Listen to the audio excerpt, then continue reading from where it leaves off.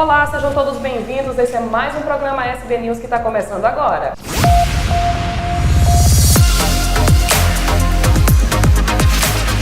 Hoje é dia de entrevista. A gente está aqui com a assistente social Gilena Diniz, que vai nos esclarecer um pouco mais sobre o assunto que é de grande importância para a cidade de São Bento, que é a questão do Conselho Tutelar, que vai começar esse seu processo de eleição. Gilena, muito obrigada pela sua presença aqui no estúdio e eu acho assim que em primeiro lugar eu tenho que agradecer, porque é um assunto muito relevante de se tratar.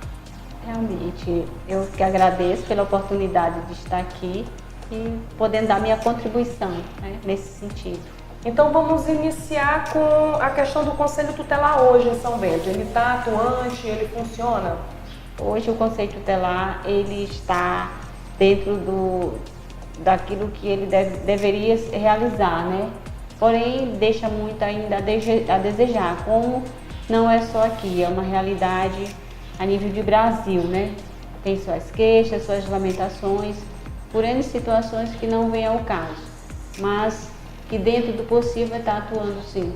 E onde é que o Conselho Tutelar atua? Porque às vezes a pessoa pensa que o Conselho Tutelar tem poder também de polícia, de dar voz de prisão, de ir em cima, de investigar. E como é que é essa atuação? Não, a atuação do Conselho Tutelar é zelar pela garantia dos direitos da criança e dos adolescentes. O Conselho Tutelar não tem poder de polícia, não tem poder de justiça, embora ele seja um órgão autônomo, como bem está disposto lá na legislação que criou, que é o Conselho, que é o Estatuto da Criança e do Adolescente.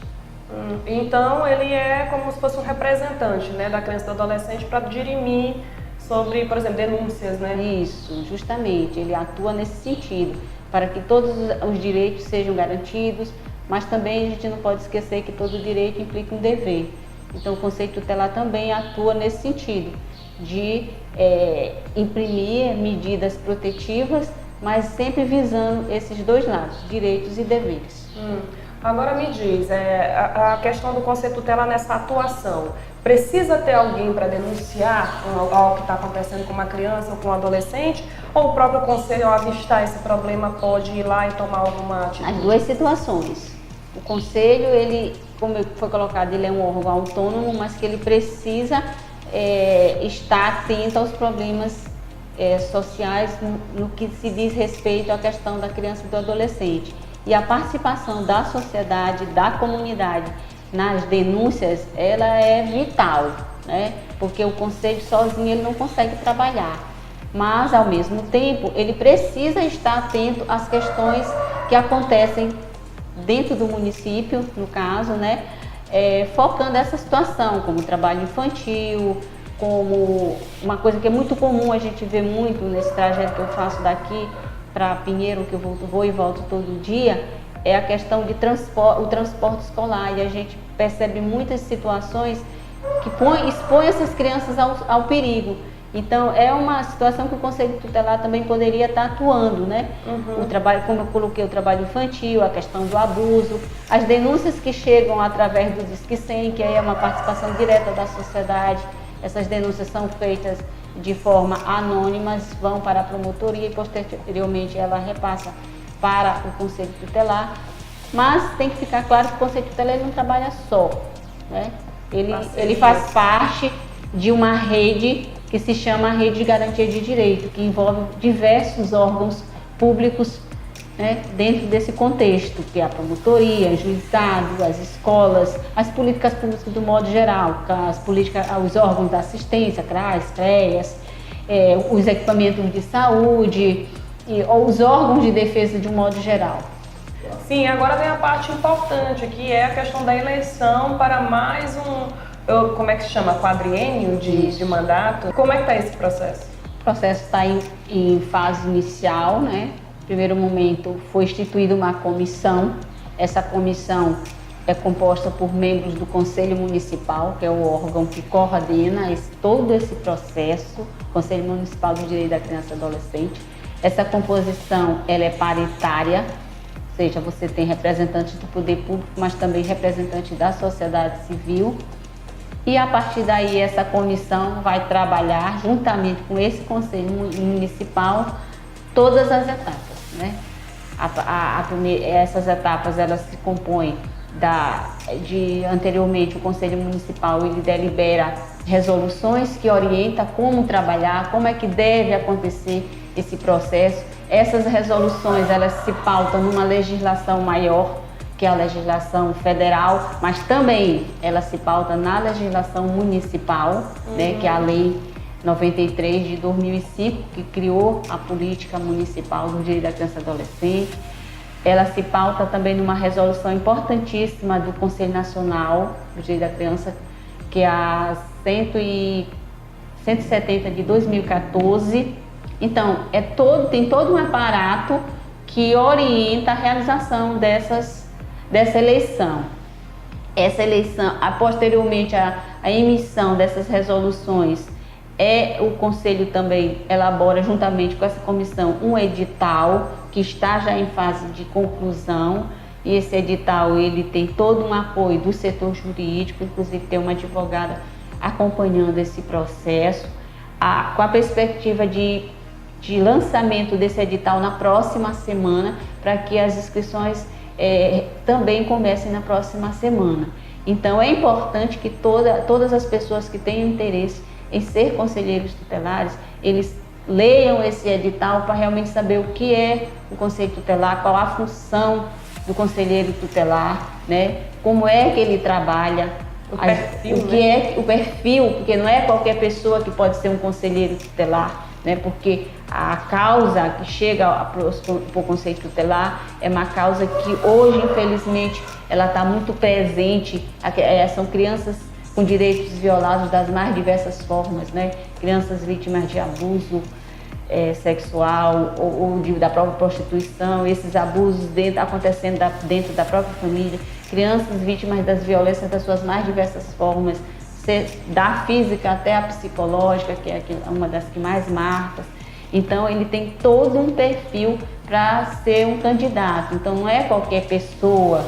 O conselho tutelar não é simplesmente ser conselheiro tutelar, não é simplesmente arrumar um emprego. Ele tem que ser um defensor, vamos assim dizer, da causa, né? E é uma situação também que tem que ter estômago, né? Porque todas as coisas que chegam, por vezes até o próprio conselheiro fica psicológico abalado, são cada caso, né? Justamente. A gente vê todos os dias as notícias. Eu vi outro dia de uma mãe que queimou a mão de um filho, do próprio filho de 4 anos, aquilo ali me chocou muito. Então, quando o conselheiro chega em loco para ver o que de fato aconteceu, deve ser um tanto pesado, tem que ter um preparo. Então, para isso, para ter a certeza que essas pessoas têm um preparo psicológico, como é que vocês vão fazer? Vai ter entrevista, vai ter um seletivo? Como é que vai ser? Tem uma prova e também tem um teste psicológico que é aplicado a essas pessoas, com as pessoas que se candidatam, né?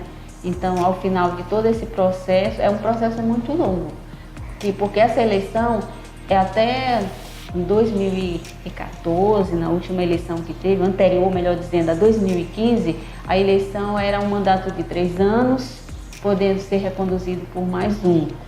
E acontecia de forma que, quando completasse aquele período, o município fazia o seu processo. Agora não. Pela deliberação do CONANDA, juntamente com o Supremo Tribunal, houve uma deliberação que essas eleições elas são unificadas. Ou seja, acontece no mesmo dia no país inteiro.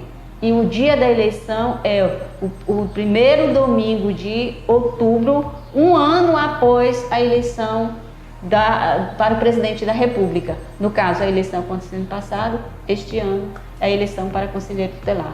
Essa eleição, como eu já disse, é no primeiro domingo de outubro, que no caso vai ser dia 6 de outubro.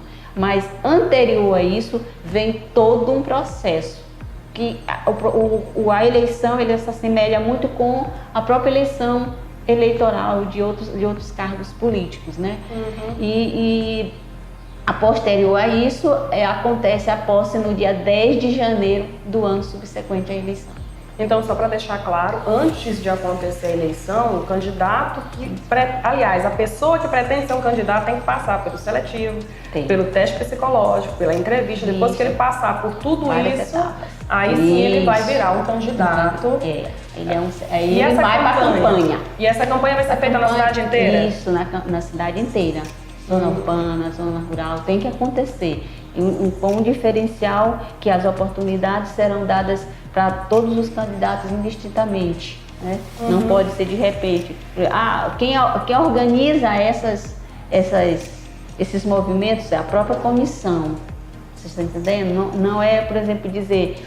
Claro que eles fazem campanha individualmente, mas tudo que for organizado pela comissão, ela envolve todos os candidatos. Será tudo de maneira igual. De uma maneira igual. Todos terão oportunidade, né, de mandar o seu recado. Agora eu fico imaginando o seguinte, vai ter essa campanha, tudo isso vai ser feito dentro da cidade, essa eleição, ela é obrigatória, o cidadão tem a obrigação de ir lá votar ou não? Vocês pretendem sensibilizar as pessoas a participarem? Acontece de uma forma que as pessoas sejam sensibilizadas e a gente espera que a população atenda esse chamado, porque a eleição, a pessoa vai participar, ela usa inclusive o título do eleitor, né? As pessoas para votar no processo de eleição do Conselho Tutelar são os mesmos critérios das outras eleições. Usa o título de eleitor, tem que apresentar o título juntamente com um documento de identificação com fotos e a partir de 16 anos, todos aqueles critérios. Né? E a gente convoca a população para isso. E quando for lançado esse edital, já tem data para lançamento? A perspectiva, no primeiro momento, a previsão é para o dia 5. 5 de abril. Lançamento no portal oficial, no site oficial da Prefeitura. Da Prefeitura e órgãos públicos. A inscrição, ela é paga? Não é paga não. E onde é feita essa inscrição? Será na Casa dos Conselhos, aqui, próximo à Secretaria da Assistência Social. Então você já está sabendo, você que tem esse interesse de ser conselheiro tutelar, de ajudar, tem que ter esse negócio, perfil de ajudar, de promover o bem, de realmente lutar pela causa das crianças e dos adolescentes. Então a partir do dia 5 de abril o edital vai estar lá no site da Prefeitura, então você acessa, pega, vê todas as regras, é importante, né, saber de tudo. Tem gente que faz concurso sem ler o edital, aí quando às vezes tem a sorte de passar, vai assumir, nota que não tinha todos os requisitos necessários para assumir a investidura no cargo, né, e aí fica difícil. Então dá uma lida, sabe, tira suas dúvidas, lá vai ter gente, né, para orientar na hora, tirar dúvidas sobre tudo. Faça sua inscrição e aí a gente dá, como é que eu posso dizer, gente? Eu desejo boa sorte a todos vocês que forem concorrer, né, passar por todo esse processo de candidatura. Muito obrigada, Juliana, pelas informações. É uma coisa que eu acredito que quem está em casa sabe que é importante, muito, principalmente para os pais e mães, é uma coisa muito importante. Cuidar dos seus pequeninos, os responsáveis também. E fica o espaço para suas considerações. A gente agradece pela oportunidade e nos colocamos à disposição, né, para maiores esclarecimentos, que é importante, porque às vezes as pessoas leem o documento, o edital, mas sempre fica alguma dúvida, né? Então a gente se encontra na secretaria à disposição para dirimir essas dúvidas e qualquer outras informações relativas ao processo. Então, a você que acompanhou o vídeo até aqui, muito obrigada. Eu espero que essa entrevista tenha te ajudado de alguma forma. Você que quer ser um candidato, quer ir lá fazer sua inscrição, então dá uma olhadinha no edital, que no dia 5 de abril vai estar disponível no site da Prefeitura. Eu tenho que lembrar, deixa sua curtida aqui no vídeo, se inscreve no nosso canal Portal SB News e também deixa o sininho de notificação ativado para quando tiver novos vídeos, novas matérias, você ser, né, informado e estar sempre antenado nas coisas que estão acontecendo por aqui. E vai lá no nosso portal também, portalsbnews.com.br, fique bem informado sempre. Tchau!